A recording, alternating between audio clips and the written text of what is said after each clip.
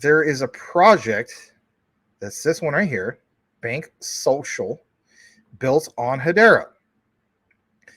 Now, some of you guys might know about this project. Some of you don't. They have a community. It's not the biggest one and so on.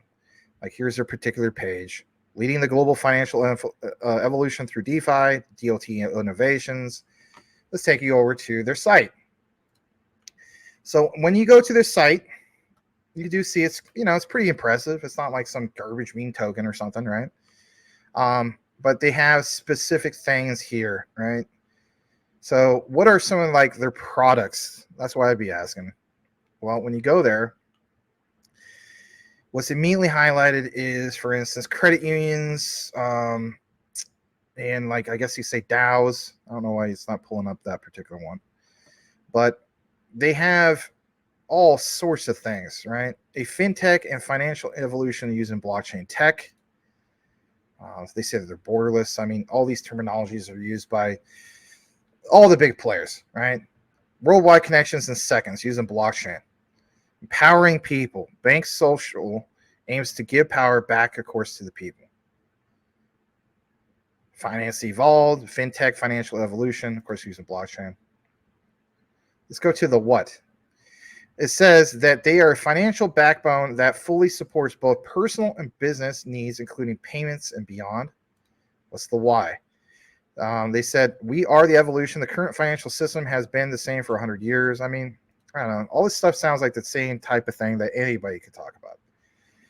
So I'm going to take you over to just a quick gist of this real quick. And I want to share this with you. It is what's on CMC. And if anything, this is not really a deep dive. I don't want you guys to think this is a deep dive. This is an intro, okay? So here is just the quick gist, because I'm not going to bore you with everything from the site. I mainly wanted to show you a little bit from their site, just to kind of show you it's a professional site. But Banksocial, like it says, leading evolution of global financial economies through DeFi and DLT innovations. Banksocial, well, let me double check you can see this, because it'd be weird if you couldn't. Yeah, you can see it. Banksocial ecosystems offer individuals and enterprises a comprehensive range of financial solutions. Okay, what are all these different ones? Cutting edge features, self-custody crypto exchange. That sounds cool, because it's one thing of like, there's so many exchanges that claim certain things, but what about actual self-custody, streamlined user verification, asset-backed lending, and more? I mean, at the beginning of the outline, we're talking about, which ones will go away because they're not prepared for what's going to happen after the halving. All right. Well, this kind of instills some confidence. So it says at the core of Banksocial ecosystem lies, of course, their token, which is called BSL. It is their native token of Banksocial's, and basically it says by staking BSL, participants unlock opportunities to earn potential rewards. BSL token holders exercise control over the BSL DAO, enable them to shape important decisions that shape the future of their community. Again, like if you ever been into Luna Classic and so on, the concepts of community, you vote on proposals. You guys are all used to this for the most part. Banksocial's native token, BSL, currently trades on ERC20 and even BEP20 networks for Binance. All right. If you're interested in this, I know we need to get more into it, so you might not be like, well, you didn't tell me nothing. So, but it's just because we're here. You can only get this on 2 exchanges. Obviously, you go to PancakeSwap. If you're ever accustomed to PancakeSwap, you basically get BNB, convert that to Binance Smart Chain, and then use it with the particular PancakeSwap, which is built into, for instance, the Trust Wallet. So get yourself a Trust Wallet and basically use the PancakeSwap, which is a dApp built into Trust Wallet. Some of you guys aren't fans of Trust Wallet. Hey, I get it. I'm just presenting some info. I never heard of Buybox, so I can't really vouch for that, but that's the only 2 that's on. Some history about this real quick. So for one, it's up 38% in the day. Some people are like, well, a lot of things are up today, right? True. But you guys have stated to me numerous times now, over the course of many months, even recently, I would like you, Max, to get more into some of these micro caps. You cover a lot of the top, 50. Hey, that's great, but I would like to see more coverage of the ecosystem of Hedera, XDC, et cetera, Stellar, right? I'm already doing that, obviously, with Sorobon. Fair enough, right? So here it is. You guys are here tonight. So this is a micro cap, if you want to call it that. I would say small market / micro cap. Has unverified market cap on CMC. You got to keep in mind, I understand figures are different on CoinGecko. I just like how the structure is based on CMC. So teach his own. So it has a rank of 4361. Obviously, if this was verified, that ranking would be way higher. It's got 2.62 million market cap. The volume is pretty decent considering how small of a market cap this is. Only $11,492 or $11,492. I read that wrong. So it's like, is it even worth getting into? Again, you're going to have to make that decision for yourself. But keep in mind, at the height of a bull market, you never know. So for one, there's not much volume, 10,581. There's a lot of things that don't have much volume because a lot of people don't know about it. So am I into this personally? No. The answer is no. And while, you may think, why cover this? I want people to understand this got, front page news straight from the official Hedera, X page, Twitter page, if you will. And so they are highlighting it. Why would they do that? Why there's so many projects built on the Hedera ecosystem. So there is that. There's a total supply of 10 trillion. That's a lot. Max supply just doesn't seem to make sense. I mean, how could you have a max supply of 20 billion BSL and have a total supply of 10 trillion? I don't know. But self-reported circulating supply is 14.99 billion, and it does state that is roughly 75% of the supply. So you're not really following, as the saying goes, like when we did that whole thing about tokenomics back in early September, like one of my first videos. The example we gave you guys was anything close to 80% or higher when it comes to what's in circulation. You're not chasing a particular token like uphill. You know what I mean?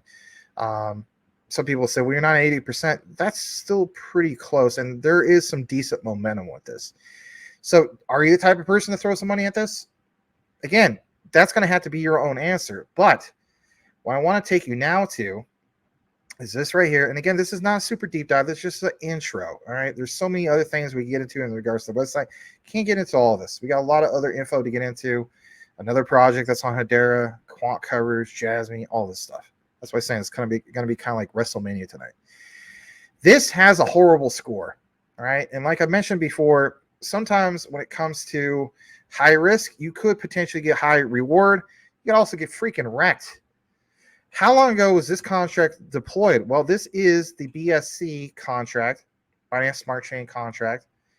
This was deployed all the way back on the 1st of October, 2021. It just doesn't really look that good. And before we get more into it, I did mean to go back to here to give you guys some more information about the all-time highs and so on. So all-time highs on this was November 22nd, 2021. Again, BTC, Ethereum were all-time highs. BTC on November 11th, 2021 was 69,000. Okay. So its all-time high was 0.005743. All-time lows was about a year ago around this time. Okay. Was at 0.3405466. So somebody was lucky enough to come in at that point.